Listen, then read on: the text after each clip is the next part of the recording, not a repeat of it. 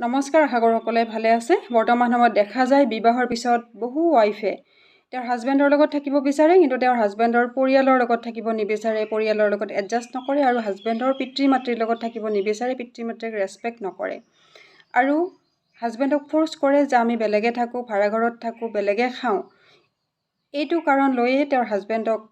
বিভিন্ন মানসিক অত্যাচাৰ কৰে মানসিক নিৰ্যাতন কৰে এনি টাইম কাজিয়া লাগি থাকে মন গ'লেই নিজৰ মাকৰ ঘৰলৈ গুচি যাব মন গ'লেই আন ক'ৰবালৈ গুচি যাব আৰু এইটো এটা মূল কাৰণ হৈ পৰে ঘৰুৱা অশান্তিৰ কিন্তু এজন পুত্ৰই তেওঁৰ বৃদ্ধ পিতৃ মাতৃক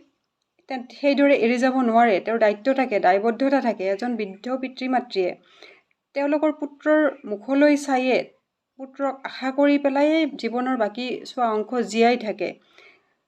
তেওঁলোকৰ পুত্ৰই লাখুটি স্বৰূপ হৈ পৰে কিন্তু ৱাইফে যদি নুবুজে আৰু নিজৰ সুখৰ কাৰণে যদি তেওঁৰ হাজবেণ্ডক সেইদৰে মানসিক নিৰ্যাতন দি থাকে আৰু এই মানসিক নিৰ্যাতনত অতিষ্ঠ হৈ যদি হাজবেণ্ডজনে যদি আদালতত ডিভোৰ্চ ফাইল কৰে আদালতে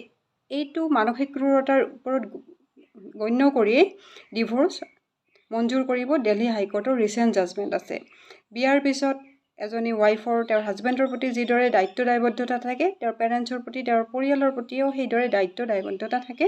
এই কথাটো জনা উচিত গতিকে এইবিলাক নামানি নুবুজি যদি এই ধৰণৰ যদি অশান্তি কৰে তেতিয়াহ'লে বিয়াখন গৈ পেলাই বৰ বেয়া পৰ্যায় পায় আৰু ডিভোৰ্চ পৰ্যন্ত হৈ যায় গতিকে এইবোৰ যাতে নহয় সেইবাবেই মই নতুন নতুন ভিডিঅ' নতুন নতুন আইন নতুন নতুন জাজমেণ্টবিলাক লৈ আপোনালোকৰ মাজত মাজে মাজে আহি থাকোঁ যদি মোৰ আইনৰ ইনফৰমেশ্যনবিলাক আপোনালোকৰ ভাল লাগে মোৰ পেজটি ফ'ল' কৰিব